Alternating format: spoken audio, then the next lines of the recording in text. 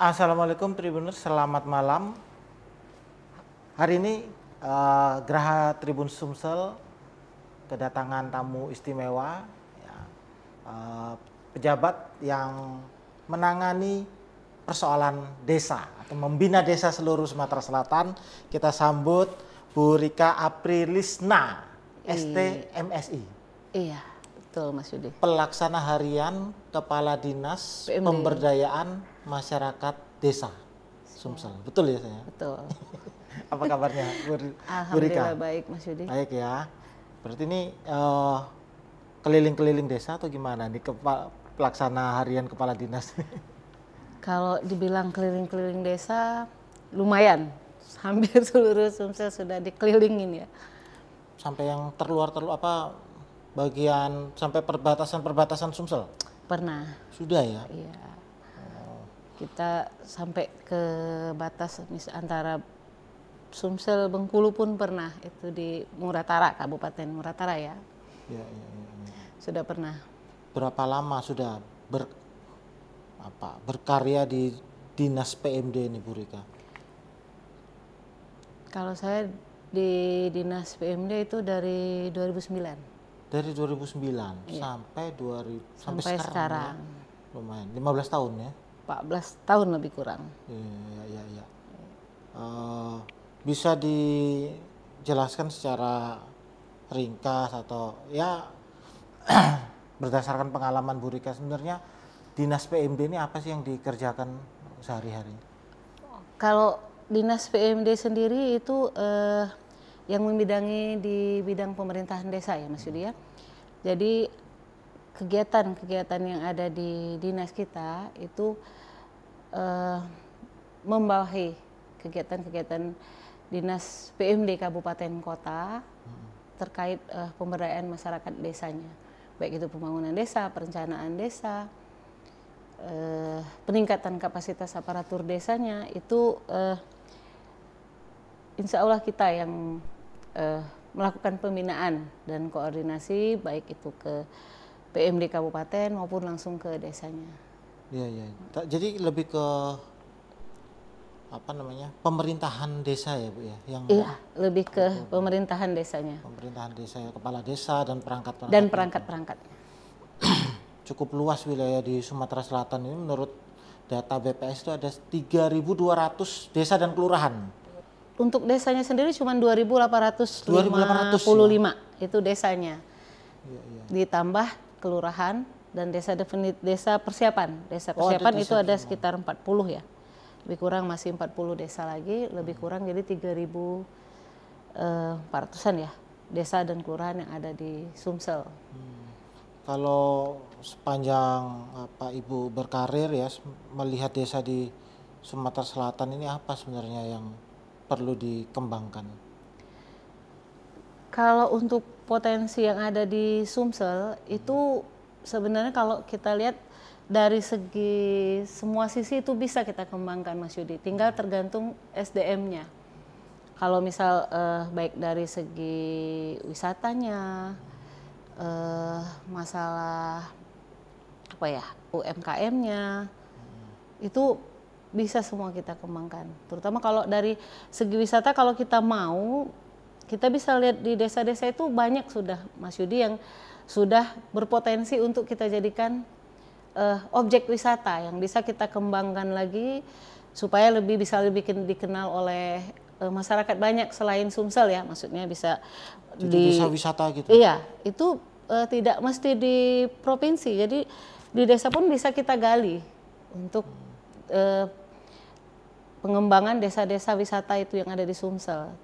Namun sekarang masih kita kembangkan, itu di Dinas PMD kan ada giat kita mengadakan lomba-lomba desa untuk desa wisatanya versi Dinas PMD sendiri.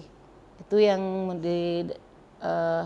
kriterianya yang memenuhi syarat yang harus dikelola oleh BUMDesnya kalau dari versi Dinas PMD. Karena kalau dari desa wisata juga ada di Dinas Pariwisata. Iya.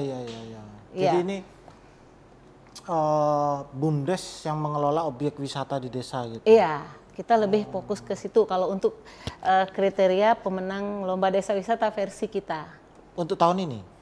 Itu dari tahun kemarin Oh, sudah. dari tahun kemarin. Tapi kita di tahun ini kayaknya lebih fokus ke memang mencari desa-desa yang berpotensi untuk kita kembangkan nanti ke depannya. Cuman kita kemarin sudah mengadakan lomba dan sudah dapat untuk pemenang-pemenangnya. Contohnya apa Bu? Apa BUMDes yang mengelola objek wisata itu? Di Muara Enim, Musirawas itu ada. Kalau Danau Ranau itu sudah dikelola oleh pemerintah Kabupaten. Kalau untuk objek wisata Danau Ranau-nya ya, itu dikelola oleh pemerintah kabupaten karena merupakan aset mereka juga, aset kabupaten kan, sudah termasuk aset kabupaten. Kalau untuk di desa wisata di Ranau, Danau Ranau di Banding Agung, desa Banding Agung. Tapi di masing-masing kabupaten, terutama di desa-desa itu apa Pemdes atau BUMDes, badan usaha milik desa ini bisa Bisa. mengelola ya. Makanya mereka tuh sudah cuman kita BUMDes kita ini masih belum banyak yang belum banyak yang jalan ya Mas. Saya nggak tahu kendalanya lagi kami pelajari karena mereka ini terkendalanya di permodalan kalau untuk BUMDes ya. Terus masalah badan hukumnya, badan hukum karena ada berapa 2000-an ya badan BUMDes yang ada di kita, baru 600-an yang berbadan hukum. Mayoritas badan hukumnya apa itu? Itu yang diterbitkan oleh Kemenkumham. Oh iya. Oh, badan Jadi hukumnya iya, bukan kayak koperasi, PT. Bukan kayak koperasi, bukan. Mereka mengajukan usulan itu nanti yang ke Kemendes diterbitkan oleh Kemenkumham. Jadi ada sertifikat nanti mereka itu bahwa BUMDes itu sudah berbadan hukum. Oh iya iya iya. Kalau sudah berbadan hukum, mereka untuk mencari permodalan lebih enak, bisa mengajukan bantuan permodalan ke CSR ataupun ke bank-bank. Tapi bentuk badan hukumnya bukan kayak koperasi, PT, beda. apa bukan beda. ya? Dari ada 2000-an PP yang itu mengatur sendiri. 600 yang berbadan hukum. Baru 600-an kalau tidak salah yang berbadan hukum. Baru sedikit memang Mas Yudi, karena kayaknya mereka kalau kami cari selain masalah SDM, terus agak kesulitan untuk mengajukan proses badan hukum itu karena banyak syarat-syaratnya kan yang akan diajukan. Padahal kita sudah coba bantu, untuk sekarang kita coba bantu untuk proses pengajuan tersebut biar lebih banyak lagi nih untuk kedepannya BUMDes yang ada di kita bisa naik BUMDesnya. Naik kelas. Kan naik kelas, naik grade lah minimal. Iya, iya, iya. Itu lagi kita bantu dan kita sosialisasikan ke kabupaten kota melalui bidang-bidang yang menangani. Jadi memang pemerintah desa dan warga juga harus jeli melihat potensi di potensi di desa masing-masing. Jadi yang tahu potensi desanya itu sebenarnya desanya masing-masing. Kita tinggal mengembangkan, bukan orang luar sebenarnya. Tapi itu yang harus kita gali. Kan kita harus kita beri motivasi biar mereka lebih mau nih melihat desa kami ini keunggulannya apa, kelebihannya apa dibanding dengan desa-desa lain. Terkadang mereka sendiri tidak sadar desa mereka itu punya kelebihan. Iya, iya. Nah, jadi itulah tugas kami untuk terus menggali dan memotivasi masyarakat warga di desa biar lebih giat lagi dan lebih mau berinovasi lagi, mengeluarkan ide-ide mereka, apa-apa yang ada di desa mereka biar lebih berkembang. Biar mereka bisa tunjukkan nih, oh ini nih desa kami dengan inovasi-inovasi yang ada, misalnya dengan potensi-potensi yang ada. Kayak di Oku Selatan dengan potensi wisatanya itu kan bisa dikembangkan, baik itu lewat media sosial, terus dari mulut ke mulut cerita. Kalau itu makanya kami sekarang sedang giat-giatnya melakukan pembinaan seperti itu Mas, untuk mereka lebih giat lagi mempromosikan ke luar-luar daerah, bila perlu sampai ke luar negeri biar yang orang luar tahu bahwa di Sumsel ini ada loh seperti Bali kayak gitu kan. Tidak cuma di Bali saja kan, kalau di Bali kan terkenal misalkan pantainya, padahal kalau kita mau lihat di Sumsel ini ada yang daerah-daerah kayak gitu, cuman masih tersembunyi. Iya, iya, iya. Jadi memang harus ditampilkan ke. Iya, harus berani tampil memang. Iya, iya. Dan harus kita gali dan kita kita arahkan lagi ke pemerintah kabupatennya melalui dinas PMD-nya supaya lebih mengajak lagi masyarakatnya untuk menggali potensi yang ada. Memang sekarang tapi mereka ini kebanyakan terkendala di anggaran ya. Karena ya sekarang lagi ya mudah-mudahan lah walaupun dengan dana yang terbatas mereka bisa lebih memanfaatkan sumber daya alam yang ada. Iya. Anggaran ada juga kan dari dana desa. Ada. 1 miliar itu per desa. Dana desa itu enggak 1 miliar Mas sebenarnya satu desa. Jadi tergantung. Semakin desanya banyak itu semakin kecil pembagiannya. Ibarat kue ya. Kalau kue 1 misal yang bagi anaknya 8 dibanding kue 1 dibagi anaknya yang 5 kan beda. Seperti itulah. Jadi dibaginya per kabupaten? Per desa. Kalau di Sumsel yang paling banyak desanya kan Lahat ya. Kabupaten Lahat. Jadi bisa jadi lebih kecil dari kabupaten yang lain? Bisa jadi lebih kecil. Dari desa di kabupaten yang lain? Dibanding Prabu Muli. Prabu Muli kan cuma 12 desa. Sisanya kelurahan ya?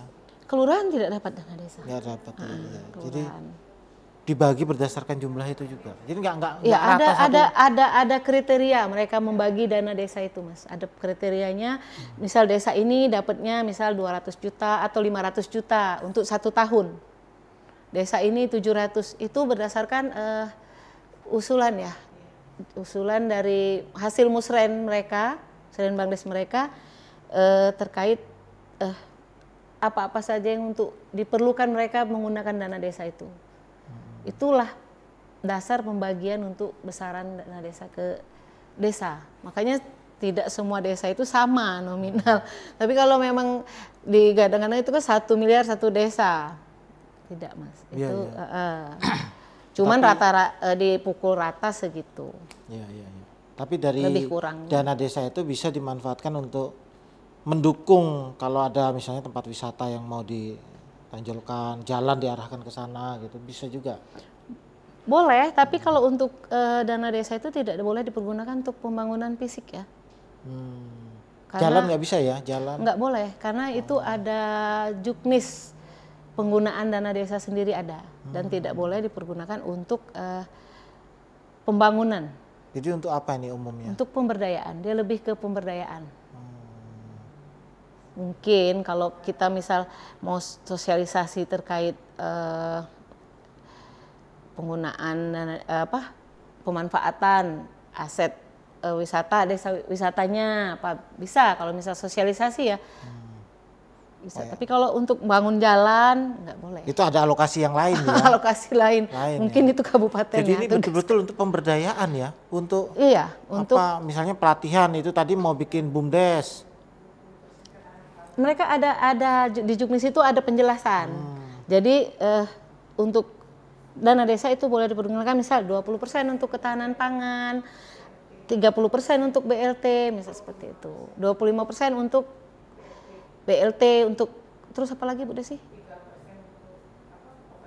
Konvensional. Nah itu ada semua di juknis dan tidak boleh keluar dari situ. Oke. Jadi ya intinya untuk pemberdayaan lah ya. Itu kan banyak intinya untuk kegiatan itu kan yang kalau untuk itu tidak bisa. Jadi mungkin bisa carikan solusi-solusi lain ya. Mungkin dari kabupaten kan anggaran dari pemerintah provinsi, dari kabupaten kan untuk infrastruktur juga ada kan. Kalau untuk provinsi saya kurang tahu. Kalau untuk pembangunan fisik ya, untuk misal jalan itu mungkin karena bukan ranahnya PMD, itu ada di PU ya, mungkin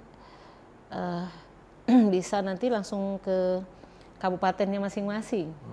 Bisa misal untuk bantuan pembangunan jalan menuju lokasi kayak di Oku Selatan kan, jalan ke sana itu kan itu sebenarnya wisatanya bagus, tapi karena akses ke sananya agak sulit, bukan sulit sih, agak berliku-liku lah, agak membuat pusing, mungkin lebih jauh. Jadi mungkin salah satu kendalanya mungkin itu ya, yang jadi kurang ramai. Nah itu kalau untuk pembangunan jalannya kan lebih ke provinsi ya, lebih ke provinsi dan kabupaten. Iya, iya, iya. Ya, artinya ada untuk pos itu di bidang yang lain. Iya, kan? di tempat yang lain. Di tempat yang lain. Jadi selain wisata, apalagi Bu untuk UMKM juga di juga. desa itu banyak, yang terutama yang melibatkan ibu-ibu PKK-nya. UMKM. Kalau di desa-desa itu rata-rata jalan. Jalan gimana? Maksudnya itu ada. Oh. Jadi melalui ibu-ibu PKK desanya mereka bikin kegiatan-kegiatan yang bisa untuk diperjualbelikan. Jadi misal membuat hasil kerajinan dari sumber daya alam yang ada di situ, misal rotan. Itu mereka bisa manfaatkan dan bisa ada yang sudah sampai dijual ke provinsi, sudah mereka pasarkan. Ada juga cuman yang sebatas di kabupaten. Terus cara pengemasan kopi, pengolahan kopi, itu kan bisa mereka kerjakan itu untuk di desa-desa melalui PKK-nya, PKK desa masing-masing. Di mana mereka masih dibina oleh PKK kabupaten. Itu.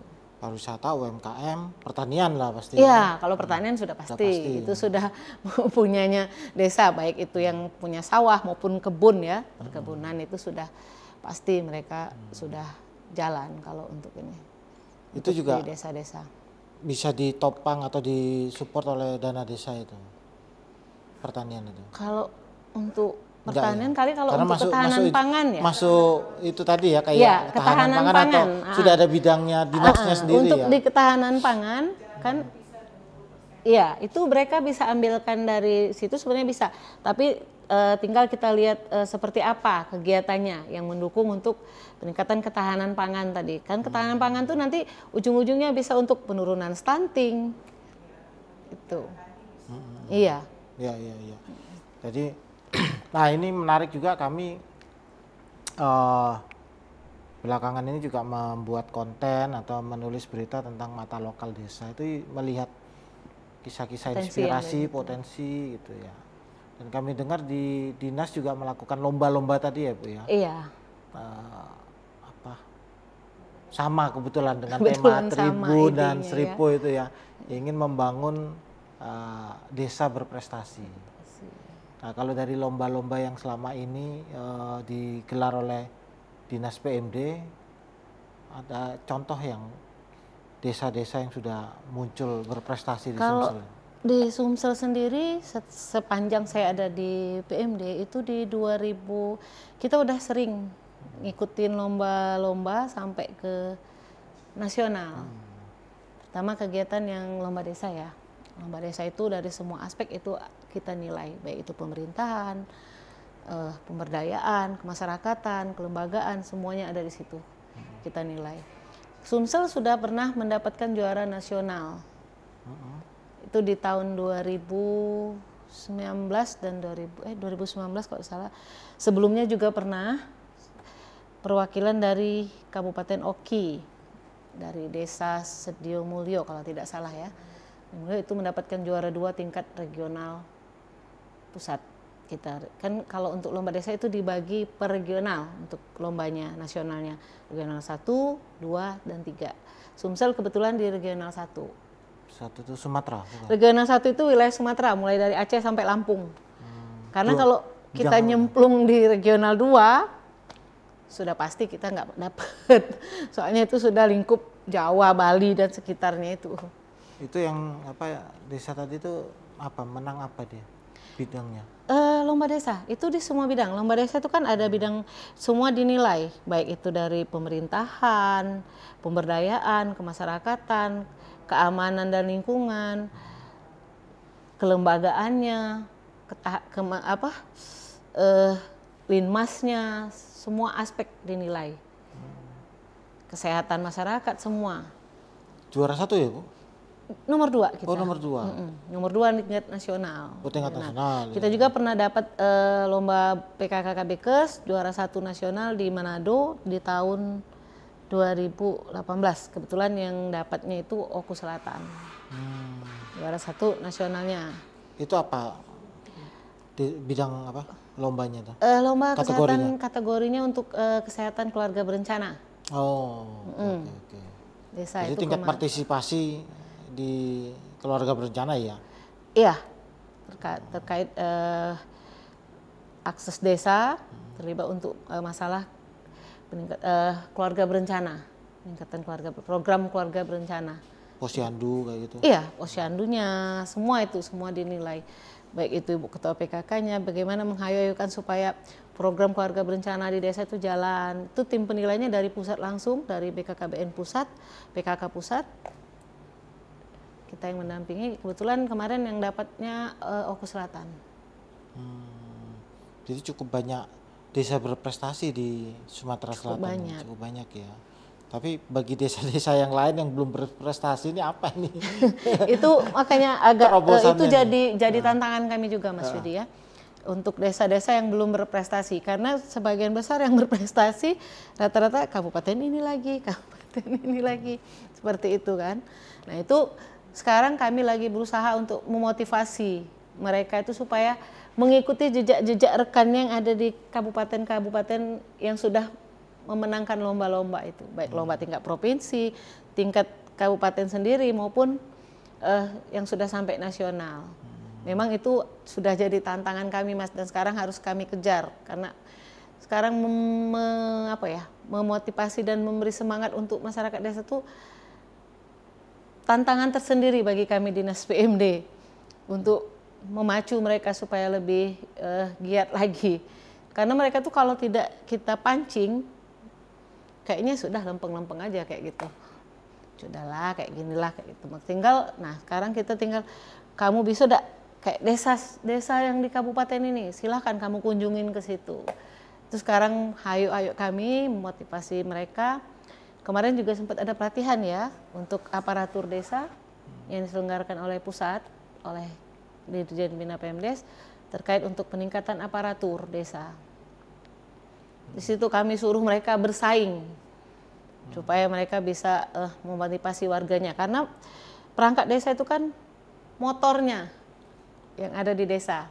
Kalau mereka sendiri tidak jalan, ibaratnya kehabisan bensin, kayak motor kehabisan bensin, gimana mau masyarakatnya ikut?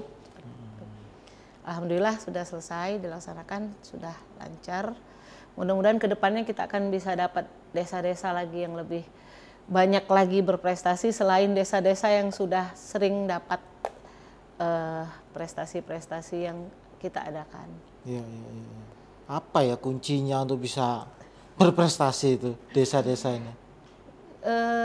Sekarang tinggal kemauan dan keinginan dari masyarakat desanya dan penggeraknya sekarang, motivatornya harus ada penggeraknya ya, itu terutama yang memimpin desanya dulu yang kita arahkan, kita pancing. Mau nggak dia memajukan desanya, mau nggak dia membuat desanya lebih maju sesuai dengan visi misi mereka ketika mencalonkan diri sebagai kepala desa. Ya kan, pasti ketika mereka mencalon mereka pasti punya target dong. Seperti apa? Nah itu kalau mereka jalankan itu, insya Allah desanya bisa berprestasi Mas. Nah itu yang lagi kita kasih terus, kita berikan masukan. Dan memang harus kreatif ya. Iya, harus pinter. Mencari perangkatnya juga harus pinter, teknologi, baik kayak di Jawa itu kan rata-rata perangkatnya itu menguasai teknologi Mas. Itu juga salah satu kuncinya. Tapi untuk teknologi ini sendiri terkadang kendalanya mereka sudah mau, namun di desa di beberapa kabupaten kita nih masih ada yang kayak sinyalnya masih susah dapat, seperti itu. Kayak di daerah Pak Lawang, Oku Selatan kan seperti itu. Ada yang kalau sudah naik dikit kita udah mulai cari-cari sinyal. Nah itu salah satu kendala juga. Kita lagi coba gimana cara mengatasi kendala-kendala ini.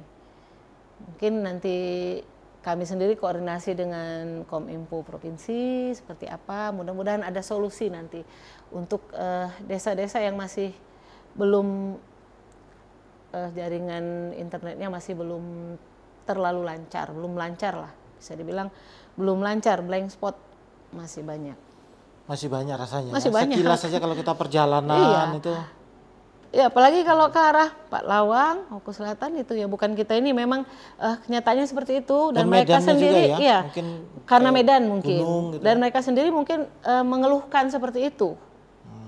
Bu, sinyal Bu kami ya sudah kita baru masuk ya nggak usah orang lain kita aja sudah bisa membuktikan kan begitu masuk maju mundur sinyalnya kan seperti itu. Iya itu salah satu kendala ya memang. Salah satu kendala yang harus kita carikan solusi ke depannya seperti apa.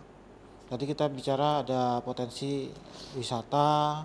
Jelas kalau wisata banyak betul memang ya di Sumsel apalagi arah Empat Lawang situ ya. Iya itu cuman kita belum terlalu mengeksplor ya. Jadi termasuk kendala tadi komunikasi itu ya. Iya. Kan kalau di air terjun gitu ada sinyal udah itu susah. bisa. Iya sebenarnya bisa lewat baik Instagram, bisa guys ya ini. Iya betul. Kalau memang itu bagus kan sebenarnya bisa langsung kita posting atau apa kan. Iya. Kadang kalau kita sudah keluar dari situ kita kadang lupa juga posting kan. Wisata, UMKM, pertanian, semuanya itu banyak. Kalau energi enggak ya? Kalau energi jauh ini lumbung energi nih ya. Iya, lumbung energi pangan ya kayak kalau untuk lumbung energi kayaknya kalau mungkin harus ikut atau dalam binaan BUMN yang ya. CSR kan, mungkin banyak ke situ.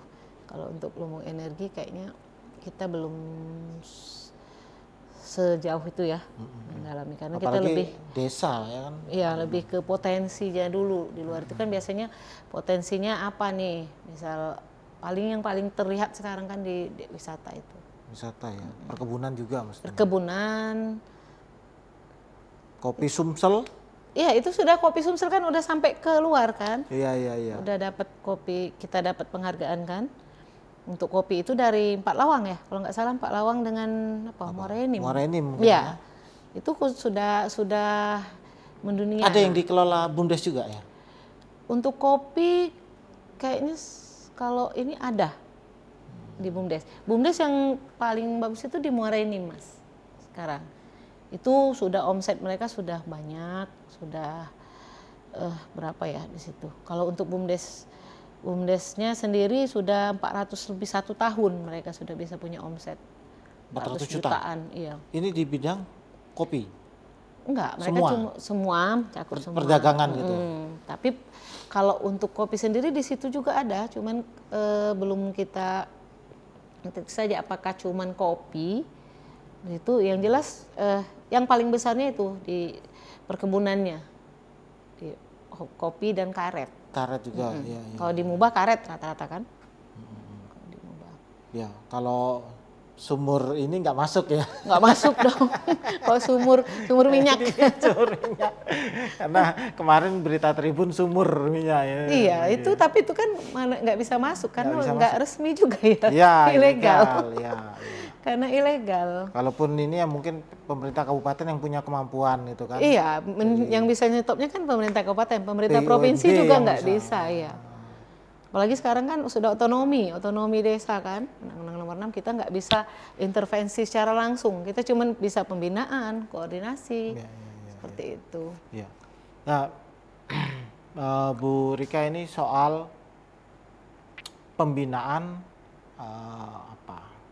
masyarakat desa ya, selain pemerintahnya, tadi kan ada pemerintah, aparatur. Pembinaan untuk masyarakat desa itu apa aja, apalagi? Kita sering mengadakan juga ya pelatihan, kita turun ke lapangan terkait misal cara penggunaan dana desa seperti apa. Aparatur juga ini ya? Iya. Tapi cara penggunaan dana desa? Cara penggunaannya macam-macam, bisa ke profilnya, banyak kan di desa itu banyak kasih kaurnya itu kan ada masing-masing bidang.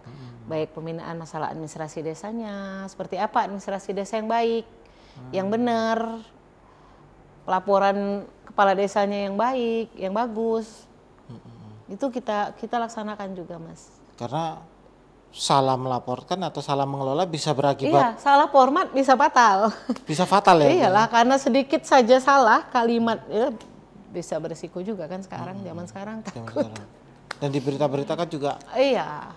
Bukan hanya di tingkat pusat atau di tingkat yang tinggi ya, di sekarang kan pemerintah langsung, desa pun bisa juga tersangkut. Iya, karena dana desa itu sendiri kan langsung ke desa, Mas, tidak lagi lewat provinsi ataupun kabupaten.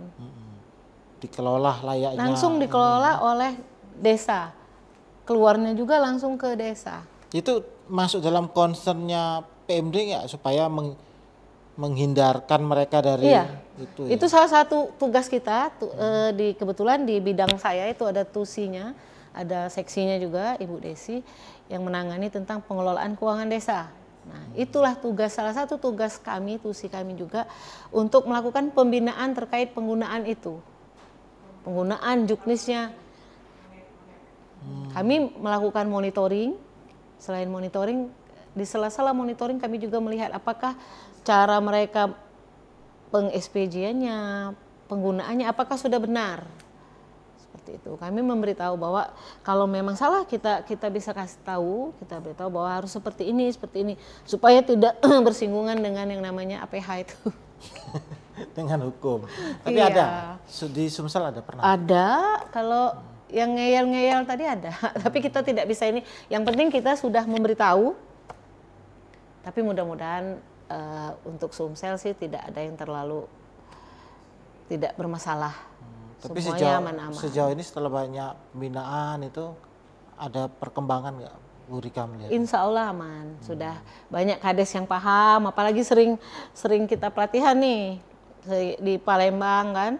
Baik itu mereka yang mengadakan pelatihan, kita diundang sebagai narasumber.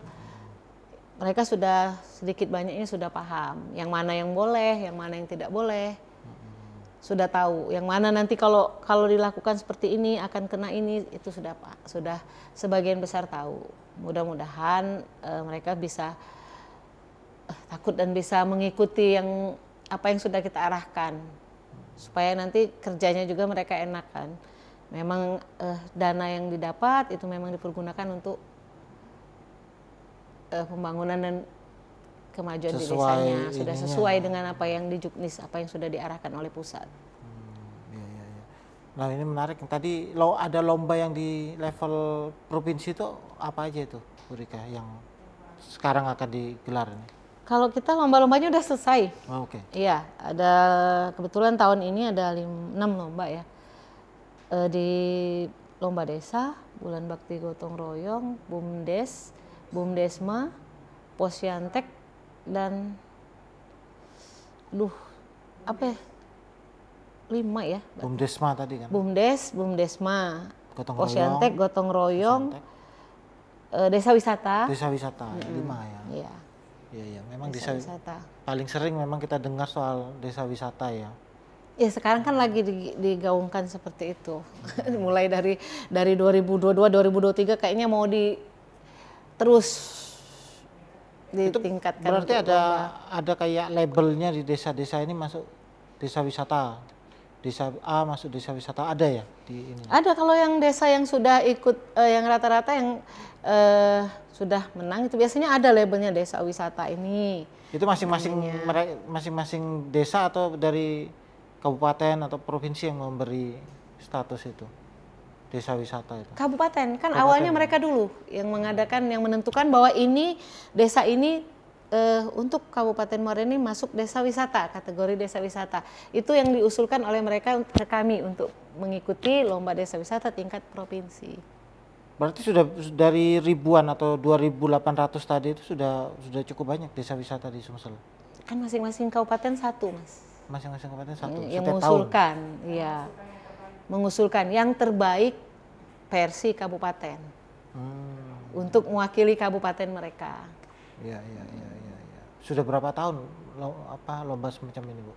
Kalau desa wisata kayaknya baru 2022 ya, 2022 sampai dengan sekarang kayaknya. Masih baru ya. Iya, karena kita baru kemarin kan karena baru COVID juga. Masih ya, selain COVID, kita kemarin masih agak ragu karena itu apakah punya kita atau punya Dinas Pariwisata. Iya. Tapi setelah karena di kami juga diajak sebagai tim oleh Dinas Pariwisata untuk lomba wisata mereka. Ternyata setelah dipelajari dan ditanya ke kementerian, karena PMD sendiri ada 3 kementerian yang menaungi. Kementerian Keuangan, Kementerian Dalam Negeri, Kementerian Desa. Ya. Jadi setelah dipelajari, ditanya, dikonsultasikan ke Kementerian Desa bahwa versi PMD Desa Wisata itu, bedanya di sini dengan versi desa wisatanya, versi pariwisata. Nah, makanya kita membuat itu, mengajukan usul itu. Oke. Terakhir ini Bu Rika, untuk tahun 2025 apa target pemerintah provinsi terhadap desa ini di seluruh Sumsel? Target provinsi sendiri untuk 2025 itu peningkatan SDM-nya. Peningkatan SDM aparatur yang ada di desa, terus pengembangan dari segi ekonomi, pendapatan desa, dan untuk mengembangkan lagi desa wisata yang ada di Sumsel. Serta BUMDes, itu yang paling penting. Banyak ini PR-nya. Banyak PR yang masih harus kami kerjakan untuk kedepannya nanti. Aparatur, ekonomi, desa wisata, dan BUMDes ya. Ya, itu juga merupakan tugas yang sudah ditugaskan kebetulan Pak Kepala Dinas kami, Bapak Depa, sekarang yang menjabat di Musirawas, jadi PJS di Musirawas. Beliau lagi fokus untuk menargetkan ke 4 bidang itu untuk di tahun depan. Mudah-mudahan bisa terrealisasi ya Mas ya. Ya. Di tahun depan. Biar desa-desa yang ada di Sumsel bisa lebih maju lagi. Lebih maju, lebih sejahtera Bu. Lebih sejahtera. Karena Indonesia bisa maju harus dari desa dulu. Ya, terakhir, tadi sudah terakhir nih, penutup berarti. Penutup, mungkin Bu Rika ada yang bisa disampaikan atau arahan atau harapan terhadap masyarakat desa atau pemerintah aparatur desa tadi ya. Nah, itu bisa disampaikan langsung. Coba. Harapan kami dari Dinas PMD Provinsi untuk aparatur desa supaya lebih bisa meningkatkan lagi kemampuan, baik itu kemampuan di bidang teknologi, kemampuan secara administrasi, supaya bisa lebih menata kegiatan pemerintahan mereka itu lebih baik ke depannya. Melalui dengan adanya pelatihan-pelatihan yang sudah diikuti oleh perangkat dan aparatur desa, mereka bisa menerapkan nanti di desanya masing-masing. Itu saja. Mantap. Terima kasih Bu Rika, kita sudah di akhir obrolan. Mudah-mudahan bisa kita sambung lagi ngobrolin soal desa, karena ini juga jadi bahan liputan yang kontinu akan dijalankan oleh Tribun dan Seribu. Iya, terima kasih sama-sama Mas Yudi. Mudah-mudahan bisa kerjasama terus ya. Iya, terima kasih. Iya. Ya, Tribuners, sudah di ujung diskusi kita. Terima kasih atas kebersamaan Anda. Saya Yudi Tirsano, pemimpin redaksi Tribun Sumsel dan Sriwijaya Post. Sampai jumpa pada program kami selanjutnya. Wassalam.